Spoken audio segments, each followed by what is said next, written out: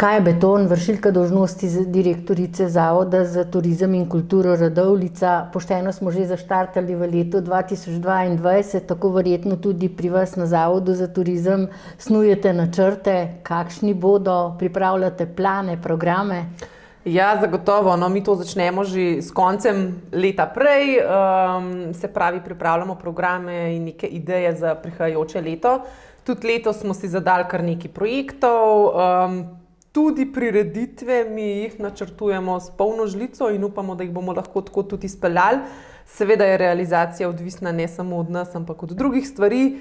Ampak vsekakor se veselimo, upajmo, da ga bomo dočakali, festivala čokolade končno spet, pa potem ostalih dogodkov, ki se bodo tudi letos odvijali v Radovljici in v njeni okolici. Ena taka večja stvar v tem letu bo strategija turizma. Stara strategija je potekla, tako da bomo kar kmalu, mislim, da začeli priprave na novo strategijo turistično destinacije in bo verjetno tudi dala nam neke rezultate, kako pa potem na dolgi rok spet stvari peljati naprej. Tudi Radovljica je partner v projektu Julijske Alpe? Ja, seveda. Tako da tudi z Julijskimi Alpami smo že imeli sestanke na temo letošnjega leta, tako da načrtujemo nekaj aktivnosti in pa seveda predvsem promocijo in pa nadgradnjo obstoječih produktov, kot so Julijana Trail, Julijana Bike in podobni. In seveda še večje, da si zastavite še boljše cilje, glede na to, da ste v lanskem letu prejeli britansko nagrado.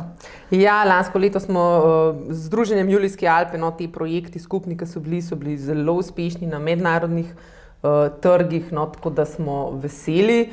Veseli smo tudi nagrade, ki jo je Radovljica dobila ob koncu leta strani Svetovne turistične organizacije in to nekako neko potrdilo, da delamo prav, da delamo dobro in zagotovo je kakovost še naprej eno naše vodilo. Tako pri dogodkih, kot tudi pri vseh ostalih stvarih, ki jih počnemo, se pravi, tista prva stvar je kakovost, lokalno povezovanje, potem je pa neka količina bolj na drugem mestu, bom rekla, pa tretjem. In kakšen je bil utrip božično-novoletnih praznikov v občini Radovljica? Ne glede na vse, jaz lahko rečem, da smo zadovoljni. Okrasitev je bila spet čudovita in predvsem s tem decembrskim snegom, no, s katerim smo bili nagrajeni, je bilo obiskovalcev v mestu kar nekaj, so prihajali pač gledati mesto, uživati v kulisi, kaj dobrega pojesti. Tudi na sejme, ki smo jih imeli, pač mi smo imeli, bom rekla, ta Artiš, rokodelsko tržnico in pa tudi tržnico domačih ustvarjalcev, pa lahko rečem, da je bilo oboje dobro obiskano, no, tako da smo zadovoljni. Boste nadaljevali s tem, kar ste začeli z avtobusom Hop Off, Hop On? Ja, zdaj mi smo se tudi z drugimi partnerji v projektu že pogovarjali in bomo projekt peljali še naprej.